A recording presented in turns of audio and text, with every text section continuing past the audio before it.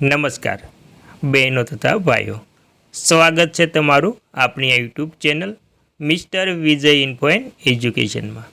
તો મિત્રો, આજે આપણે વાત કરવાના છીએ કે ગુજરાત રાજ્યના પેન્શનરો માટે નવરાત્રિ પહેલાં આજ રોજથી સૌથી મોટા ખુશખબર સામે આવી રહ્યા છે। તો મિત્રો, તમે પણ ગુજરાત રાજ્યના પેન્શનરો, સરકારી કર્મચારીઓ અથવા તો નિવૃત્ત કર્મચારી છો તો તમારા માટે આજના સૌથી મોટા ખુશખબર સામે આવી રહ્યા છે। તો મિત્રો, પેન્શનરોને લઈ સૌથી મોટો નિર્ણય। તો મિત્રો, સરકારે સૌથી મોટો નિર્ણય લેતા તમામ પેન્શનરો, સરકારી કર્મચારીઓ તેમજ નિવૃત્ત કર્મચારીઓમાં આનંદનો માહોલ જોવા મળી રહ્યો છે। તો મિત્રો, વિગતવાર વાત કરીએ તો ગુજરાત રાજ્યના નાણાં વિભાગ દ્વારા એક ઠરાવ પસાર કરવામાં આવ્યો છે, જેમાં 7મા પગાર પંચ અનુસાર માસિક લઘુત્તમ પેન્શનમાં ₹9,000 સુનિશ્ચિત કર્યું છે, જેનો અમલ 1 ઓક્ટોબર 2025થી કરવામાં આવશે। તો મિત્રો, આવી રીતે ગુજરાત રાજ્ય સરકારે તમામ પેન્શનરોના પેન્શનમાં ₹9,000 સુનિશ્ચિત કર્યા છે। અને મિત્રો, ત્યારબાદ જાણીએ તો રાહત આપતો સરકારનો નિર્ણય। તો મિત્રો, રાહત આપતો સરકારનો નિર્ણય શું છે?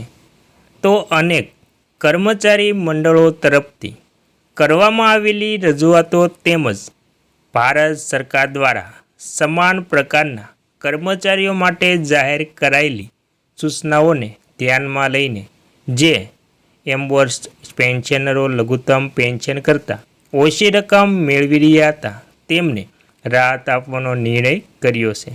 તો મિત્રો, આવી રીતે રાહત આપવાનો નિર્ણય સરકારે સૌથી મોટો લીધો છે, તેથી સરકારી કર્મચારીઓ, પેન્શનરો તેમજ નિવૃત્ત કર્મચારીઓમાં સૌથી મોટો આનંદ જોવા મળી રહ્યો છે। અને મિત્રો, હવે જાણીશું કે પેન્શનનો લાભ કોને મળશે। તો ગુજરાત રાજ્યના આ ઠરાવ મુજબ જે કર્મચારીઓ રાજ્ય સરકારના જાહેર સાહસો બોર્ડ કે કોર્પોરેશનમાં કાયમી ધોરણે સમાવેશ થાય છે અને 7મા પગાર પંચના અમલ છતાં માસિક ₹9,000 કરતાં પણ ઓછું મેળવી રહ્યા છે તેવા કર્મચારીઓને હવે લઘુત્તમ ₹9,000 જેટલું પેન્શન ચૂકવવામાં આવશે। ખાસ મિત્રો, જાણી લેવું છે કે ગુજરાત સરકારના ઠરાવ મુજબ જે કોર્પોરેશનમાં કાયમી ધોરણે સમાવેશ થયા છે તેમને માસિક ₹9,000 કરતાં પણ ઓછું મેળવી રહ્યા છે તેઓ કર્મચારીઓને હવે લઘુત્તમ ₹9,000 જેટલું પેન્શન ચૂકવવામાં આવશે। આ લાભ તારીખ 1 ઓક્ટોબર, મિત્રો ખાસ જાણી લેવું છે, 1 ઓક્ટોબર 2025થી રોકડમાં મળશે, તેમજ તે પહેલાંના સમયગાળા માટે આ લાભની ગણતરી નોમિનલ ગણવામાં આવશે। અને મિત્રો, હવે જોગવાઈની વાત કરીએ તો કેન્દ્ર સરકારમાં પણ જોગવાઈ। તો મિત્રો, નોંધનીય છે કે કેન્દ્ર સરકારમાં પણ આવી જ જોગવાઈ અમલમાં છે। જ્યારે કેન્દ્ર સરકારના કોઈ કર્મચારીને જાહેર હિતમાં કોઈ બોર્ડ કે નિગમનમાં સ્થાયી રીતે સ્થાનાંતરિત કરવામાં આવે છે ત્યારે તેમની અગાઉની સેવા માટે પેન્શનના પાત્ર ગણવામાં આવે છે। જો તેમને પેન્શન માટેની લાયકાત પૂર્ણ કરે ત્યારે કેન્દ્રીય પેન્શન નિયમો હેઠળ આવા કર્મચારીઓને નિવૃત્તિ બાદ માસિક પેન્શન, ગ્રેજ્યુઇટી અને અન્ય લાભ મળવાપાત્ર હોય છે। તો મિત્રો, આવી રીતે કેન્દ્ર સરકારમાં પણ જોગવાઈ છે। અને મિત્રો, હવે છેલ્લે આપણે જાણી લેવું છે કે જુલાઈ 2025ના મોંઘવારી ભથ્થા વિશે અને 3 મહિનાના એરિયર્સ વિશે। તો મિત્રો, કેન્દ્ર સરકારના આવતા મહિને એટલે કે કેન્દ્ર સરકાર આવતા મહિને ડીએમાં 3% વધારો કરે તેવી અપેક્ષા છે। તેવી જ રીતે ગુજરાત રાજ્ય સરકાર પણ ડીએમાં 3% વધારો કરે તેવી અપેક્ષા છે। તો મિત્રો, સૌથી પહેલાં કેન્દ્ર સરકાર મોંઘવારી ભથ્થામાં વધારો કરે છે, ત્યારબાદ ગુજરાત સરકાર પણ જે મોંઘવારી ભથ્થામાં વધારો થયો છે તેના ધોરણે ગુજરાત રાજ્ય સરકાર પણ મોંઘવારી ભથ્થામાં વધારો કરે છે. તો મિત્રો, જેનાથી દિવાળી પહેલાં કર્મચારીઓ અને પેન્શનરોને સીધો નાણાકીય લાભ મળશે. ટૂંક સમયમાં આ અંગે જાહેરાત થવાની અપેક્ષા છે મિત્રો.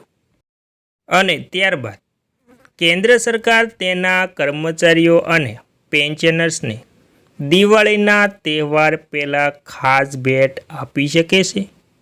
અગાઉના મહિને મોંઘવારી ભથ્થું એટલે કે ડીએમાં 3% વધારો થવાની આશા છે. જો આવું થશે તો મોંઘવારી ભથ્થું વધીને એટલે કે મોંઘવારી ભથ્થું વધીને 58% થઈ જશે. આ સમાચાર તે લાખો કર્મચારીઓ અને પેન્શનરો માટે રાહતની વાત છે, જેઓ દર મહિને પોતાની સેલેરી અને પેન્શનની રાહ જોઈ રહ્યા છે. તો મિત્રો, દિવાળી પહેલાં પેન્શનરો અને કર્મચારીઓ માટે સૌથી મોટા ખુશખબર મળી શકે તેમ છે. આ વધારાની અસર તેમના ખિસ્સા પર થશે અને આ વખતે દિવાળી તેમના માટે ખાસ બની શકે છે. કેન્દ્ર સરકાર દર વર્ષે 2 વખત ડીએમાં એટલે કે મોંઘવારી ભથ્થામાં ફેરફાર કરે છે. પહેલાં જાન્યુઆરીથી જૂન સુધી અને બીજી વખત જુલાઈથી ડિસેમ્બર સુધી. તો મિત્રો, સરકાર મોંઘવારી ભથ્થામાં 2 વાર વધારો કરે છે. અને મિત્રો, હવે ખાસ જાણી લેવું છે કે ડીએ વધારો. તો મિત્રો, જાન્યુઆરીથી જૂન માટે ડીએમાં થયો આટલો વધારો.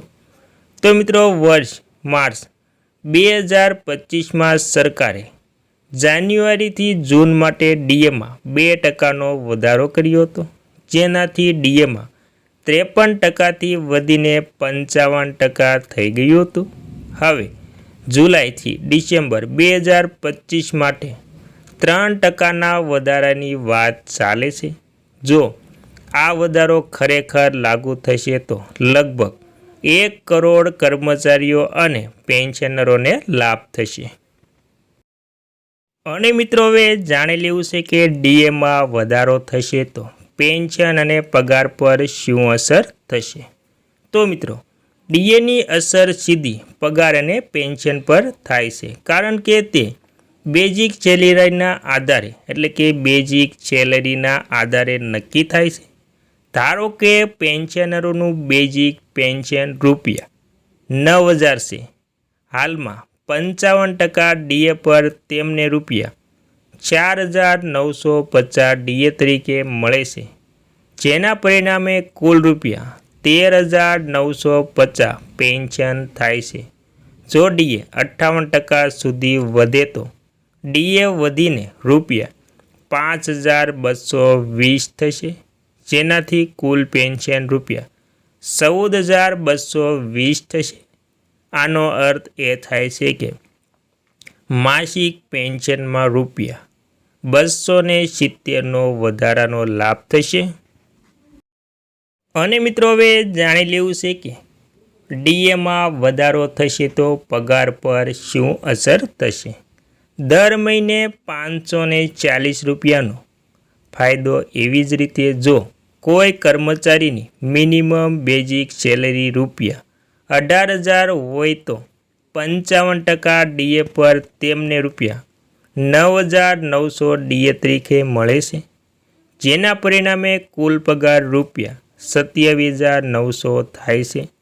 જો કે ડીએમાં 58% થશે તો તે વધીને ₹10,440 થશે, જેનાથી કુલ પગારમાં ₹28,440 થશે. આનો અર્થ એ થાય છે કે દર મહિને ₹540નો વધારાનો લાભ મળશે. આ કોઈ નાની રકમ નથી, ખાસ કરીને તહેવારોની સિઝન હોય અને તમારા ખિસ્સામાં થોડા વધારાના પૈસા હોય તો તહેવારોની રોનક અને મજા પણ બમણી થઈ જાય છે મિત્રો. અને મિત્રો, હવે છેલ્લે જાણી લેવું છે કે ડીએ નક્કી કરવા માટે એક ચોક્કસ રીત છે, જેની ગણતરી consumer price index four industrial workers and કે CPI-IW ના આધારે કરવામાં આવે છે. આ ઇન્ડેક્સ ફુગાવાના સ્તરને દર્શાવે છે કે ડીએને તેને અનુસાર બદલવામાં આવે છે. સરકારે હજુ સુધી આ વધારાની સત્તાવાર જાહેરાત કરી નથી, પરંતુ છેલ્લા કેટલાક વર્ષોના વલણને ધ્યાનમાં લેતા નવરાત્રિ પછી અને દિવાળી પહેલાં ડીએમાં વધારો થયાના અહેવાલો આવ્યા છે.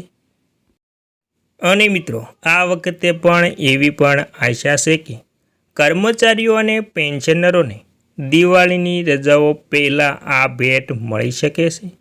આનાથી તેમના ખિસ્સામાં થોડા વધારાના પૈસા છે અને તેમની જરૂરિયાતોને વધુ સારી રીતે પૂર્ણ કરવામાં મદદરૂપ થશે. તો મિત્રો, આવી રીતે પેન્શનરો અને સરકારી કર્મચારીઓને દિવાળી પહેલાં સૌથી મોટી ભેટ મળવા જઈ રહી છે.